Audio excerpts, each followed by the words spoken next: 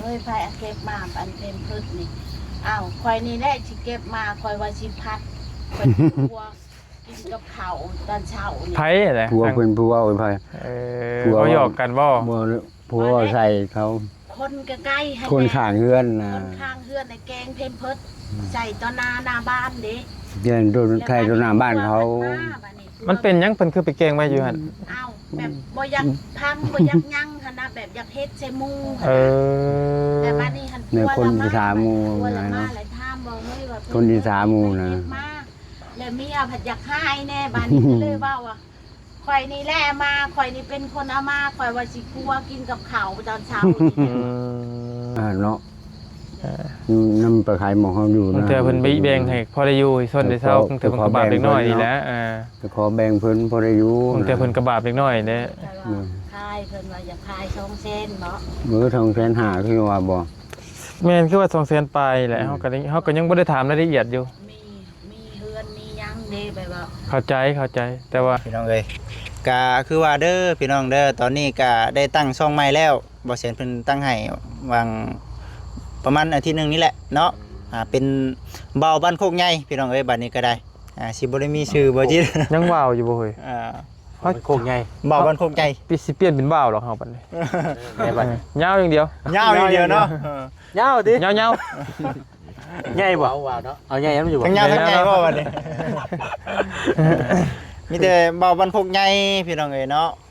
ก็ถือว่าสิเป็นช่องอันน่ะเดียวนี่แล้วก็ช่องสุดท้ายนี่แหละบัดนี้ก็บ่ บ่ตั้งอีกแล้วเนาะ บ่ตั้งอีกแล้วบัดนี้ ถ้าว่ามัน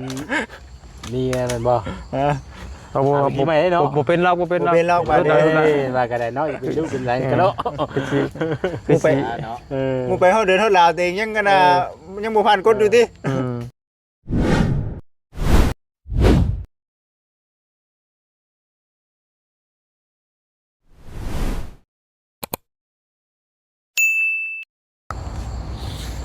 เด้อพี่น้องเด้อเนาะ สบายดีเด้อ สบายดีสบายดี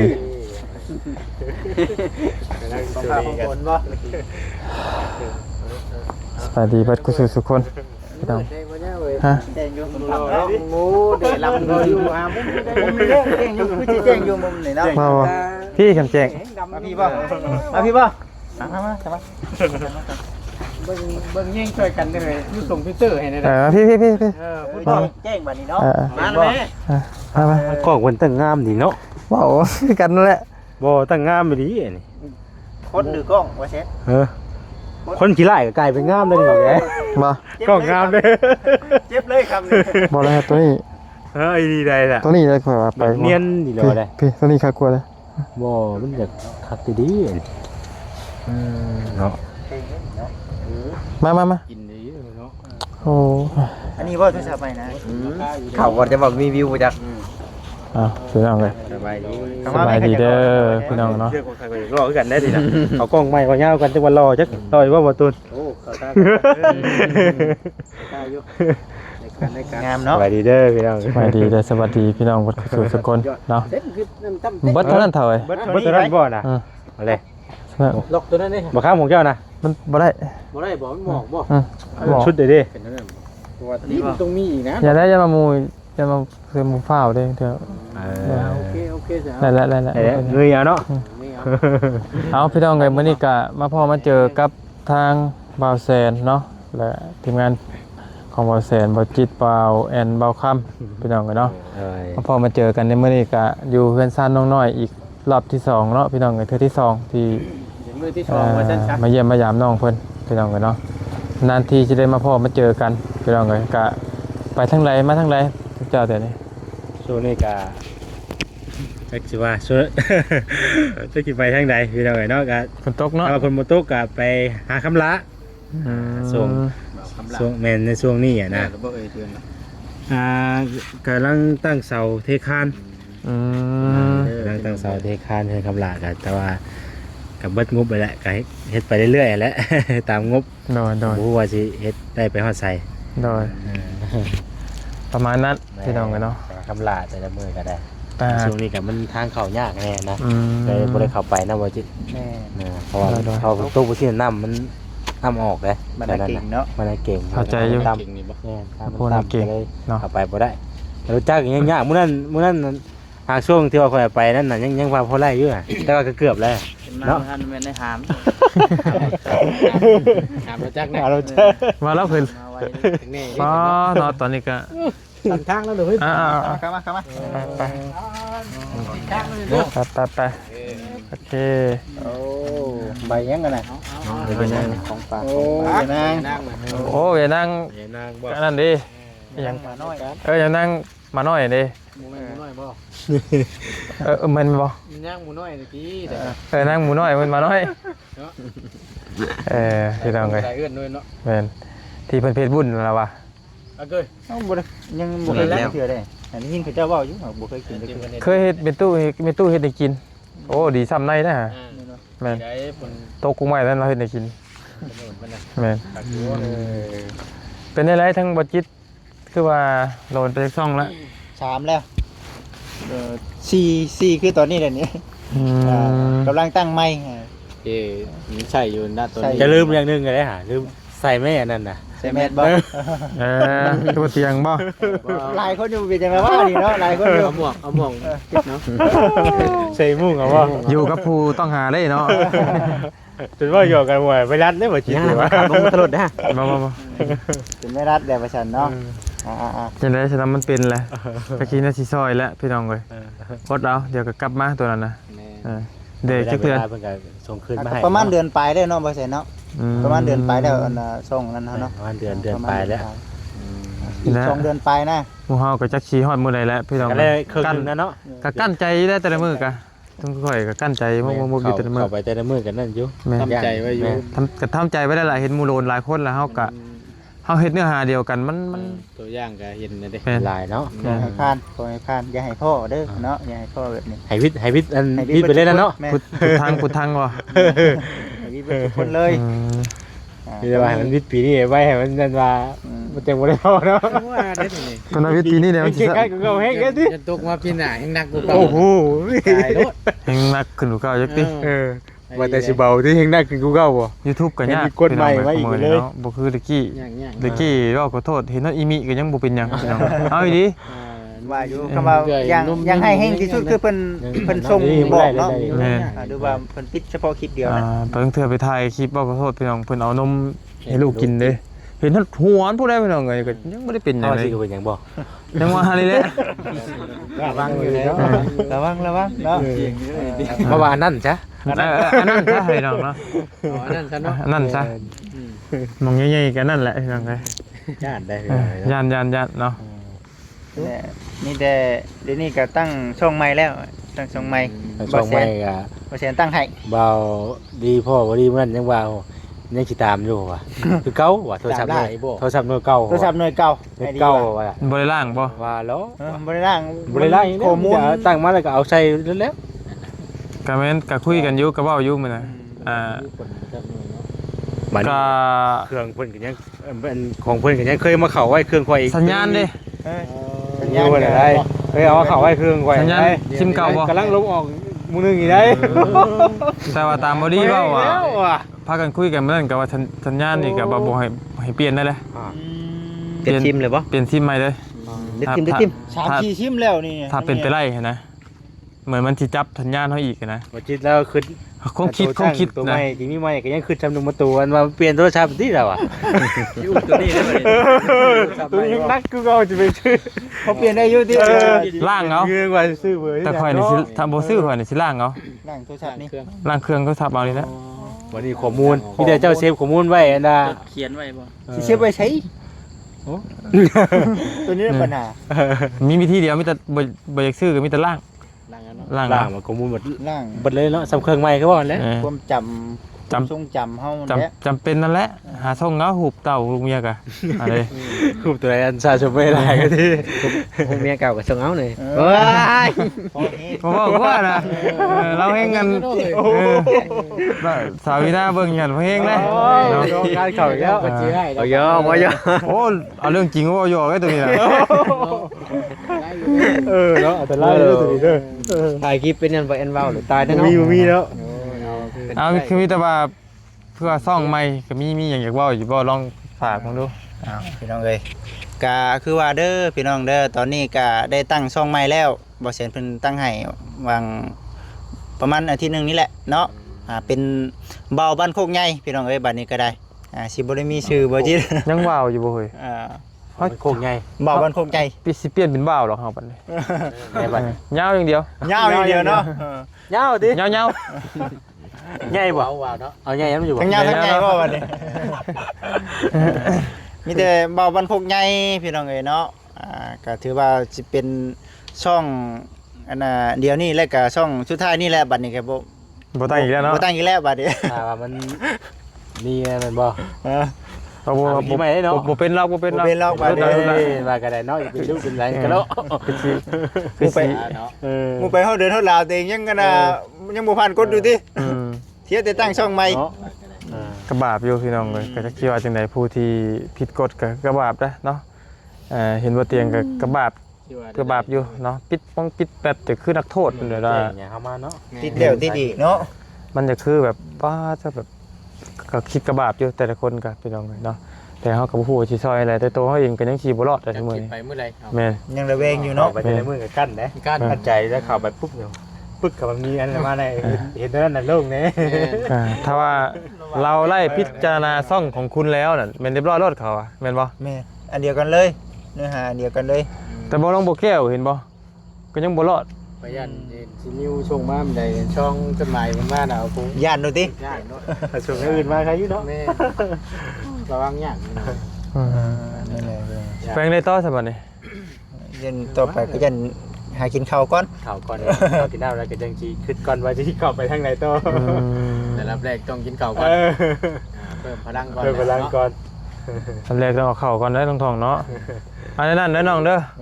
สู้ๆเด้อ ใจได้หลายขมุกกับใจได้หลายเนาะ สู้ๆเนาะจะได้สมันเป็นแหละ ก็ยังอีก300โกทาน เวลาเลยบ่จิ เวลาหากัน 1,000 ชั่วโมง ยังนัก ยังอีก ได้เวลา โอ้ยังอีก 3,000พุ่นเด้ วิวอันอยู่แต่ว่าคนเมืองบ่หล่นนะทุกวันเนาะ เดี๋ยวกระพานปีนี้ยังจำนี่เลยเนาะในการที่จะสั่ง YouTube ใหม่นะ แม่ เดี๋ยวกระพาน ตก สู้ ปีหน้ามานี่ กฎใหม่นะ กดใหม่อีกจาก 4,000 ชั่วโมง8 บาท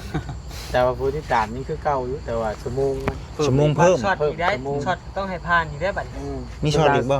เมื่อ 2,000 นะ 2,000นะว่าบัด ชั่วโมงอาจารย์ผู้ที่ตามบ่ 2,000ได้ เห็นบ่ พันบ่ ๆเขาพูด ดาว2,000 8,000ชั่วโมงวัน เดี๋ยว นะ เพื่อฮอดพุ่นเฮาวิทย์เลยล่ะเนาะไอ้เนาะ เวลา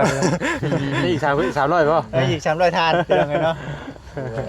ติดตามให้ในเด้อพี่น้อง ติดตามน้องเพิ่นแน่พี่น้องเลยเนาะ มาแน่ กระบาบอยู่ เมื่อยแล้วพี่น้องเมื่อยตั้งช่องใหม่แล้วมันสิเป็น4ช่องแล้วพี่น้องเอ้ยเดี๋ยวนี้นะ สู้ๆเนาะอันนั้นแล้วยังมาจุ่มเจ้าจะพากันกินข้าวเด้อจังมากันอีกรอบ ได้ เนาะ ก็ใจได้ทางงานก็ได้ เดี๋ยว เนาะ เป็นยังสู้ๆแล้วน้องเด้อ ไว้เนาะ ไว้กันกับสายเดียวเนาะเจ้าเนาะ ไอเดียวคือเก่า เดี๋ยวเก่า ขอให้มีการมี เป็นหน้าไว้เลยเป็นผู้เดียวโลดเนาะ โอเค ทุกคนเนี่ยจังได้พอกันเรื่อยเนาะ โดยโอเคแค่นั้นแหละเนาะไปพี่น้องกันเนาะเด้อพี่ใส่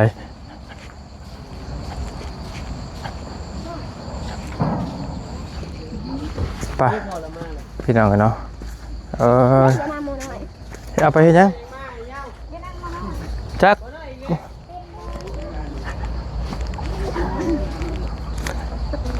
เอาไม้ยังนะตัวสบายดีเอ้ยสบายดีนี่แหละมานั่งตั้งอยู่ลูกมาเอาตังค์ให้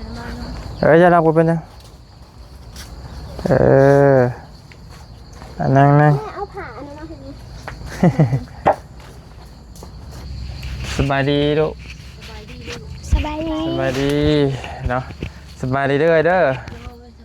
สบายดีพี่น้องเลยเนาะตอนนี้ทางน้องๆเพิ่นกะกินข้าวกินน้ำแล้วพากันไปฮู้ดเอาหยังกินนะ พูดจะนั่งมาหน่อย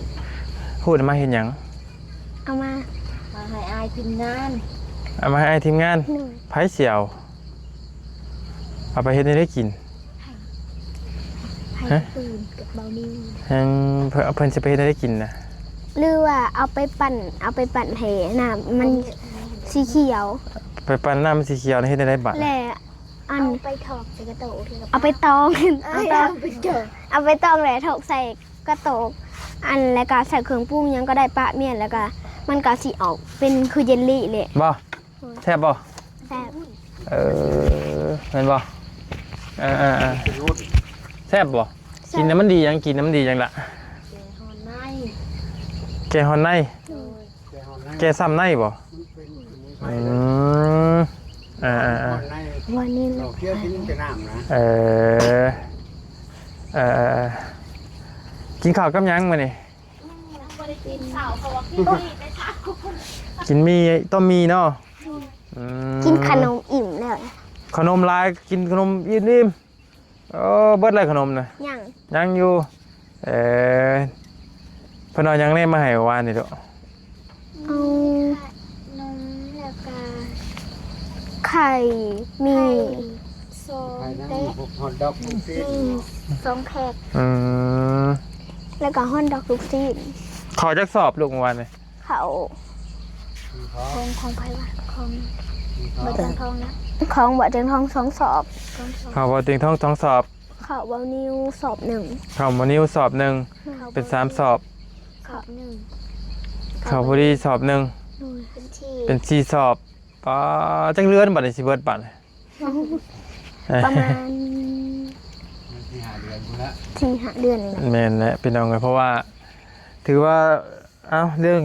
เนื้ออยู่ในกินเนาะพี่น้องเอ้ยข้าวน้ำจำปาตอนนี้ก็ถือว่ามีอันดับหนึ่งแล้วทางน้องๆเพิ่นก็พี่น้องเอ้ยเนาะ ไม่ว่ามันแก ต่อไปนี่ก็มีแต่ว่านั่นแหละพี่น้องเลยคือน่าจะเป็นมองพักมองเศร้าใส่เพิ่นแหละพี่น้องเลยคือเพิ่นมาเจ้าขายให้ข้าวขายเฮือนขายซ่านให้บ่กินนี่ คนทางเลือดคนทางว่า เท่าไร200,000มานี่จันน่ะมาบ่เอาลูกพี่มามานั่งกับลูกพี่ก็ได้มางามอยู่บ่เฮือนน่ะ เพื่อน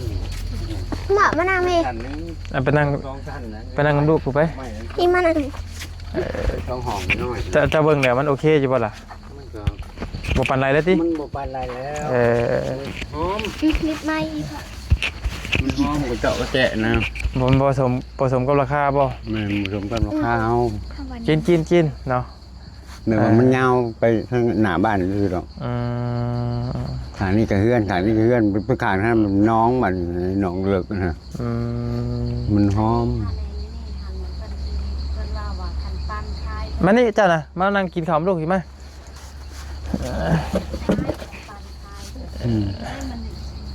คันว่าชื่อเป็นจักสิอยู่ในใดดินเจือ เรื่องลิ้นเตือนแล้วมันในน้องเนาะอยู่แคมน้อง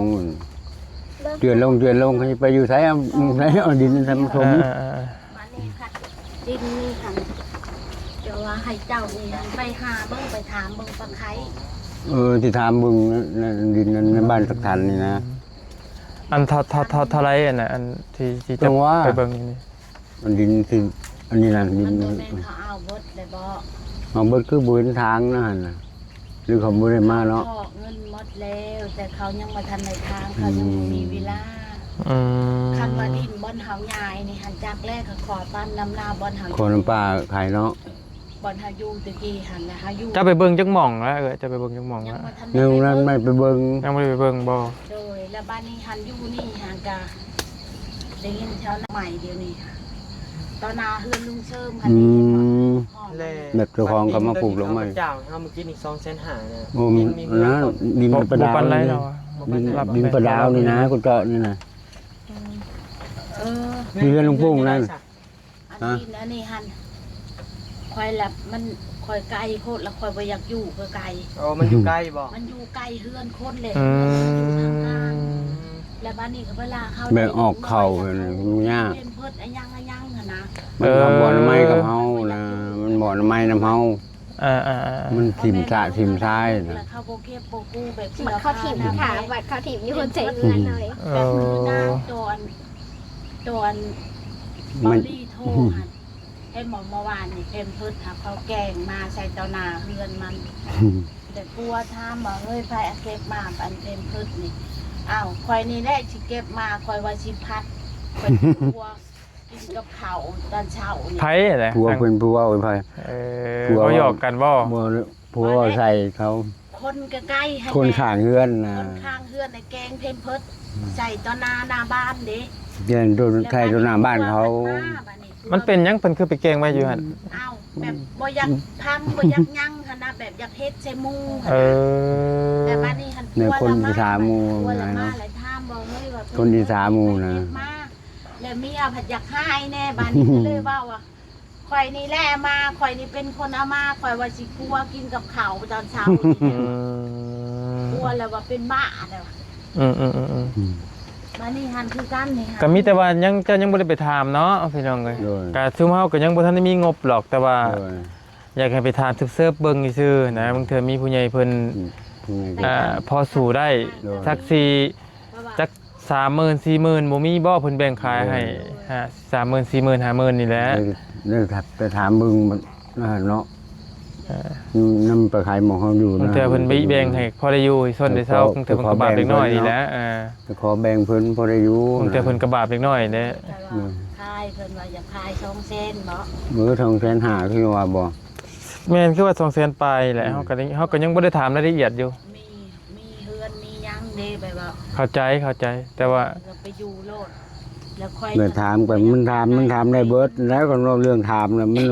ปัญหาว่าสิมีเงินซื้อบ่ตัวเองว่าเนาะมันก็เลยว่าในนี่ทั้งถามทั้งถามได้เบิดแล้วปัญหาแต่เงินสิมีบ่ตัวนั้นแล้วอ่ะ บ่ยากก็ถามเบิ่ง ก็มันแพงเกิน มันแพงเฮากับเฮาบ่เอา บ่เอาแล้วมัน เฮาอยากฮู้ว่าดินราคาเท่าไหร่ลองถามเบิ่งถ้าว่า สมกับเงิน บางเทื่อมีผู้ใหญ่เพิ่นเซ็ตเพิ่นซอยก็มีบางเทื่อเพิ่นอีตูนจังน้อย ว่าก็มันสมกับราคามันก็พอว่าอยู่ แต่ยังบ่มีพี่น้องตอนนี้ยังบ่มีก็ค่อยถามไปทางเอื้อยเด้อลองถามเบิ่งถามเรื่อยๆไปกระบาดเล็กน้อยแล้วบางเทื่อพอได้ตา เล็กน้อยอยู่นะแต่ว่าคือสมมุติว่าไปอยู่ไกลเจ้าก็สิบ่ไปอีกเนาะสมมุตินี่ บ่ ต้องอยู่แถวนี้เนาะ โดย เพราะว่า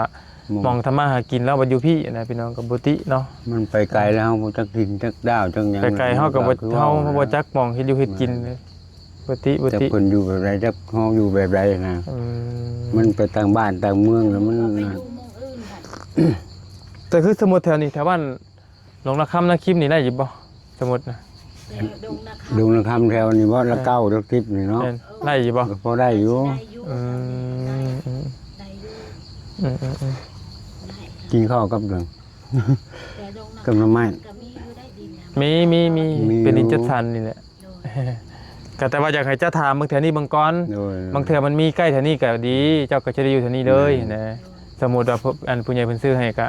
อย่าอยู่ใกล้แถวนี้เลย กั กั บบ กินเฮาหาอยู่หากินมันก็ไปสะดวก แม่นแหละ มาง่ายไปสะดวก แม่น สบาย นั่นมองเฮาบ่เคยไปชลอกชอกแจกมา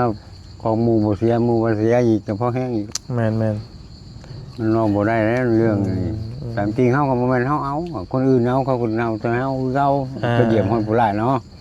เด้ออ้าวพี่น้องก็ยุ่งก็ได้ หลายแล้วยุ่งจริงๆยุ่งกัด คือนี่จำพาดลายคนเนี่ยจนเบอร์นี่ อื้อหือ ไปหาเพิ่นนั่นก็ได้แม่ผู้เป็นแม่นะ นอนเลือลายนี่ บ่ นอนละเมอเลยนะ ฟันได้จับเงินก้อนใหญ่ ไผผ่านตะแก๊บมึงก่อนใหญ่ตัว พันละที เพื่อนละมือ เพิ่นน่ะมื้อโอ้จับเงินหลายดีบ่ได้ความฝันนะ นี่ก็อาเมะดิฉันก็พูด จับเท่าไหร่จับจักเท่าไหร่จับจักหมื่น เบาลีเอาหาย ไปฟันได้ฟันแบบใด เพื่อนคนมือมือ ละมือบ่ละมือได้น่ะละมือแบบไร แม่ถามมึงละเมอบ่แล้วบ่ลุกมาเบิ่งวะผู้แม่ว่านั่นแหละบ่ลุกมาฟังเบิ่งก็ปวดขาปวดหลังนี่โอ้ อ่ะไม่เล็กน้อยก็ได้พอไม่จะนะ ลืมไปได้หั่นไปแล้วออกไปน่ะนี่ก็เสือ พี่น้องเลยพ พอดีเมื่อวานนี่ก็น้องเพิ่นก็ได้รับข่าวดีทางทีมงานได้เอาข้าวเอาน้ำมาให้เนาะได้อยู่ในกินพี่น้องเนาะเป็นยาบ่เป็นหยังดอกวันละว่าวนี่ยาเพิ่นได้หลายได้ข้าวหลายสิกินทันบ่หมดสิบ่เขินบ่บัดนี้ กินบ่ทัน นี่เกลือบ่มีข้าวกินทันบ่บัดนี้ฮะหมดสิกินข้าวเบิดแล้วบัดนี้ กะยาเนาะใครเกลือบ่มีข้าวกินเนาะ ด้วย มีข้าวใคร เอา ก็ ใส่กระถางอัดไว้ ใส่กระถางอัดไว้ฝนตกแห้งบ่ลูกคืนนี่ ตกแห้ง เปิดคืนบ่ เบิดคืนเลย ตกเปิดคืนเลยยุงบ่กัดจ้ะนี่ยังคือคันแงกๆอยู่นี่ กัดมันกัดนี่ คนหัวเสียบนนอนเปียกหมดเลย ยุงกัดน้องๆไปน้องเลยเกาแงกอยู่เนาะ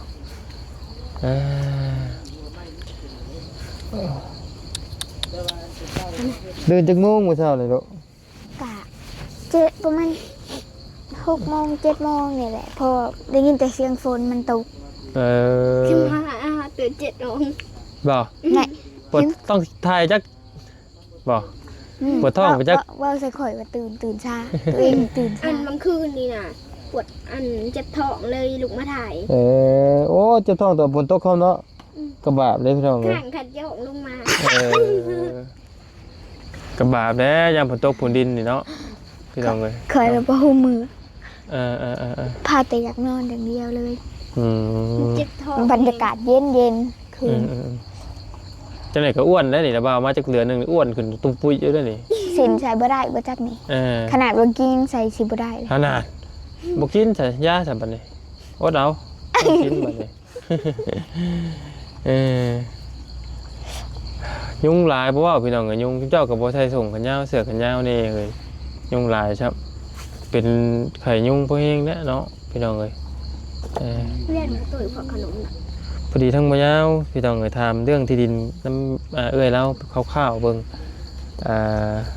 มีคนน่ะอยากขายพี่น้องก็250,000พร้อมดินอยู่เฮือนแต่ว่าบ่ยาวก็ยังบ่ได้ไปเห็นดอกก็ทั้งพ่อเราฮู้เราเบิ่งเราว่าบ่ปานใดเราว่าพี่น้องเนาะบ่ปานใดแบบบ่สมกับราคาหั่นนะเนาะไปแม่เบิ้ง เย็นมันดูเย็นมันผสมกับราคาแล้วก็นั่นก็ลองถามหาหมองใหม่เบิ่งแต่ว่าถามมางบมีแต่บ่งบยังบ่ทันได้มีตอนนี้พี่น้องแต่ว่าบางเทื่อผู้ใหญ่เพิ่นเห็นเพิ่นฮู้ว่างบเท่าไรแล้วบางเทื่อเพิ่นอยากซอยก็มีทำราคาพอย่อมเยาหรือว่าสัก 30,000 40,000 50,000นี่เพิ่นอาจจะรวบรวมความสมทบซื้อให้ก็ได้ก็บ่แน่พี่น้องเนาะก็กระบาดเล็กน้อยแหละพี่น้องเอ้ยตอนนี้ก็เพราะว่ายุงก็โอ้หลายผู้ใหญ่ก็ซ้ำหนึ่งนะพี่น้องแต่บ่เล็กน้อยนะเนาะมันฝนตกฝนดินอีกเนาะแต่นั่นแหละเราเอากันยังพันมีอย่างมาให้มาเด้อมาสัมภาษณ์ถามเรื่องที่ดินน้องๆก่อนเมื่อวานนี้ก็ลูกชิ้นเบิดแล้วบ่ลูกชิ้นยังอยู่พอเราเบาเห็นบ่เตียงซื้อลูกชิ้นมาให้อยู่เมื่อวานนี่เราเบาก็เลยบ่ได้ซื้อมาให้มื้อนี้ก็เลยมื้อหน้ามื้อดังบ่ได้ทางเราเบาจังสิซื้อมาให้เด้อมื้อนี้ยังบ่มีหยังก็บ่เป็นหยังติเนาะ บ่เป็นหยัง ทอดไข่ใส่หมกบวบเมื่อวานนี่เนาะแซ่บบ่เค็มไผเป็นคนเฮ็ดใส่ เข้มบัดกินเห็นยังจ้ะจ้ะ ที่หน่วยเดียว หิวนะเนาะ มันหิวพี่น้องเลย ใส่ เนาะ แล้วยังใส่อีก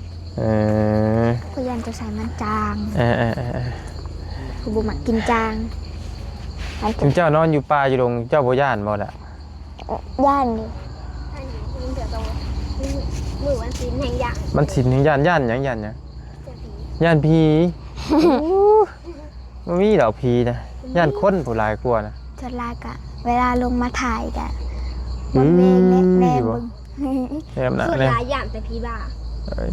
ผีบ้าคือคนเลยเนาะ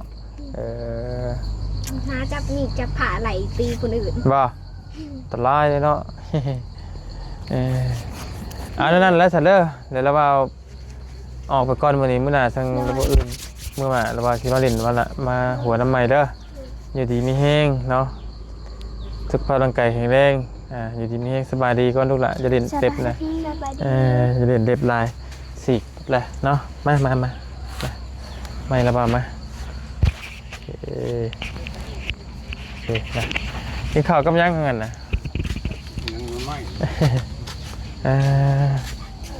เอาพี่น้องอยากนอนว่าหรอกเอากินเจ็บท้องกินข้าวที่เอาโอเคพี่น้องเลยอ๋อเต่าเราได้สอบได้เนาะแต่คือบอกหาปลูกนั่นนี่ใส่นี่พอได้กินนี่